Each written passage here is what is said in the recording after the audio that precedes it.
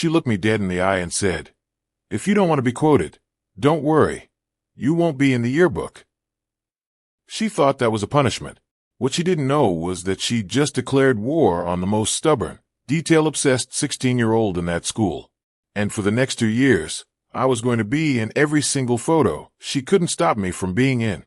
If you've ever had someone in a position of power dismiss you, lie to your face, and think there was nothing you could do about it, you are going to love this one.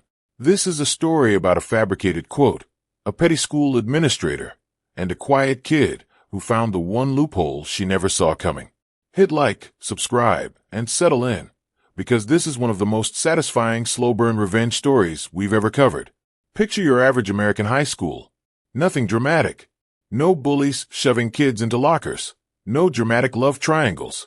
Just the quiet machinery of teenage life, cliques, clubs, and the yearly ritual of the yearbook.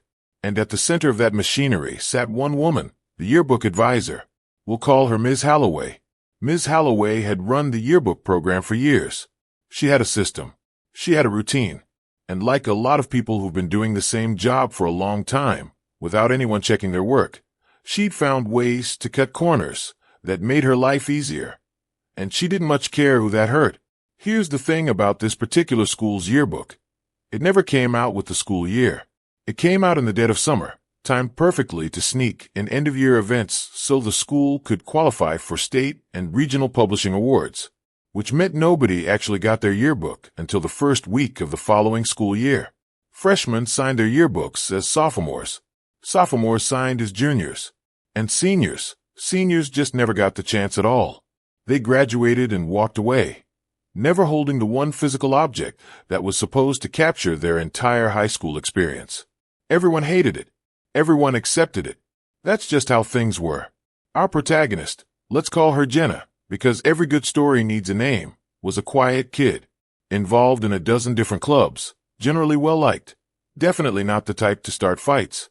She believed in fairness. She believed adults were supposed to model integrity. She was, in her own words, not yet a cynic. Jenna had missed the window to order her sophomore yearbook. A clerical slip-up, nothing more. So while her friends were flipping through their copies as rising juniors, hers sat unclaimed until the first week of actual junior year, when she finally got her hands on it. She sat down with her friends to do the ritual signing, passing books back and forth, scrawling "Have a great summer" in the margins. And that's when someone flipped to the talent show section and said, "Oh my God, look, it's you." There she was, a photo of her at the piano, mid-performance, captured mid-note, and beside it, in quotation marks, a sentence she had never said in her life. I was really nervous before going out on stage, but when I heard the applause, it was all worth it. The injustice sets in. Now, if you've never had this happen to you, it might sound small. It's just a quote. It's just a caption. But sit with it for a second.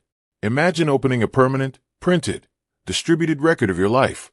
One that gets passed around, signed, kept in attics for decades, and finding words attributed to you that you never said. Words that don't even sound like you. Words that make you sound dorky, cliché, like a stock photo caption generated by someone who'd never actually spoken to you. Jenna felt her stomach drop first, then a slow heat crawling up the back of her neck. She read it again, hoping maybe she'd misremembered saying something like that backstage. She hadn't. She knew she hadn't, because she remembered exactly what she'd actually felt that day.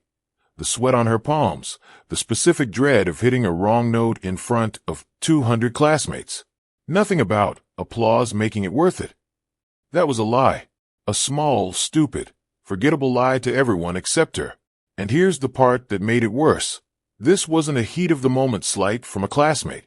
This was an adult, a supervising teacher, someone entrusted with accurately representing hundreds of students' memories, who had apparently decided that fabricating quotes wholesale was just easier than doing the job correctly.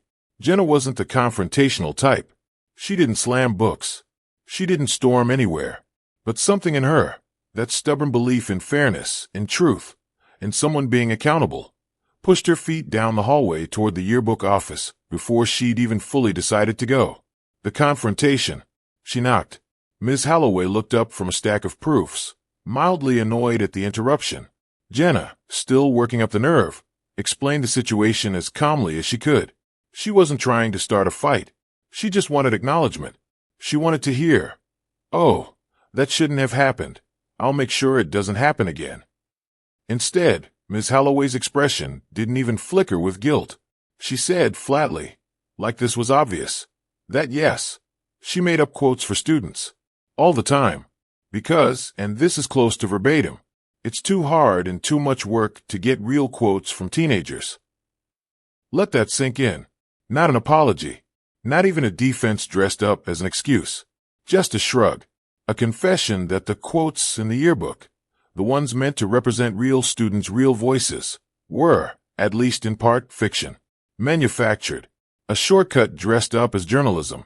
Jenna, stunned, tried to push a little further, maybe asking if this could at least not happen to her again. And this is where Ms. Holloway said the sentence that would define the next 2 years of Jenna's high school experience.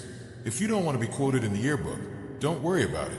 You won't be in it. Not a de-escalation, not a compromise, a threat delivered by an adult to a 16-year-old in response to her simply pointing out a legitimate problem.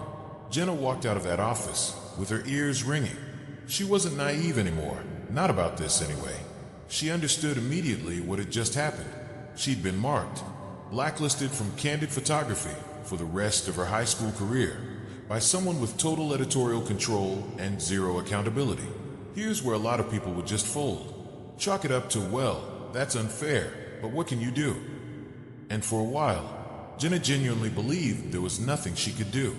Fighting a teacher directly meant risking looking petty, entitled, obsessed with a yearbook photo.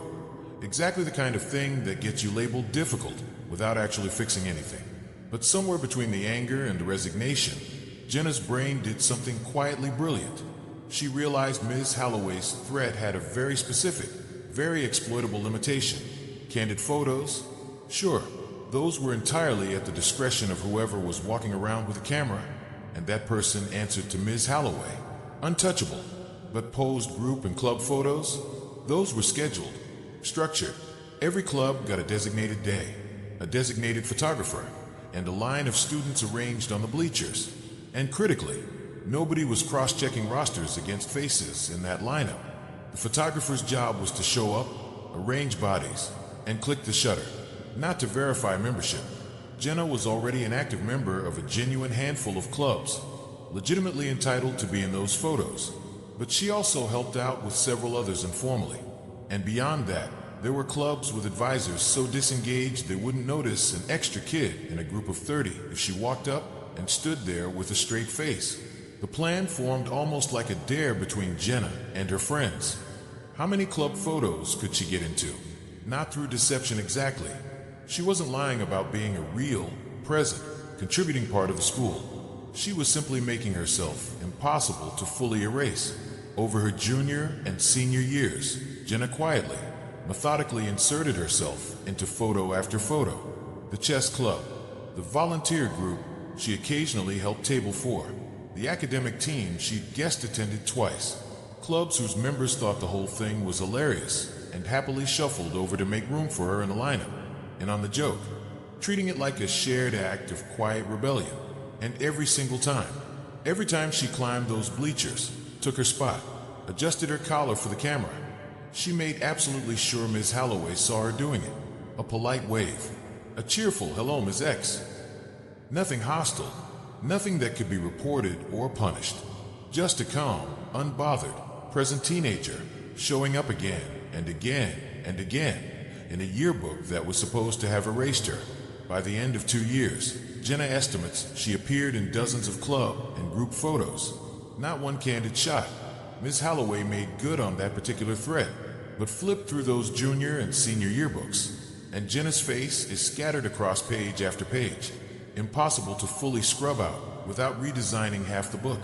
And every time, that same look crossed Ms. Holloway's face, the tightening around the eyes, the flat press of the lips, the expression of someone who has just bitten into something sour and has to keep smiling anyway, because there is genuinely nothing she can do about it, not without admitting, out loud, to another adult, that she was tracking and trying to suppress a specific student's yearbook appearances over a quote dispute.